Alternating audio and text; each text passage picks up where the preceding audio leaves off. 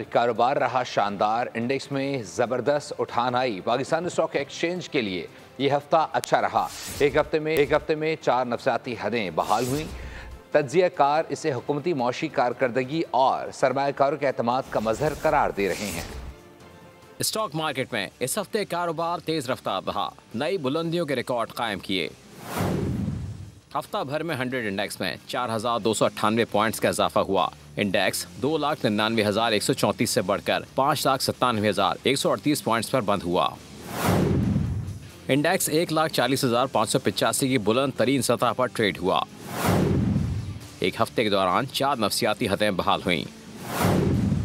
100 index की हफ्तावार कम तरीन सतह 1,34,937 पॉइंट्स रही। 5 रोज़ा कारोबार के दौरान मार्केट कैपिटलाइजेशन में 228 अरब रुपए का इजाफा हुआ। मार्केट कैपिटलाइजेशन एक हफ्ते में बढ़कर 16,517 अरब रुपए हो गई।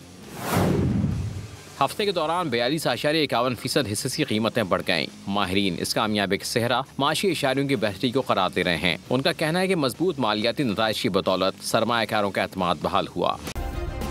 सब्सक्राइब करें और बेल दबाएं ताकि कोई खबर रह न जाए।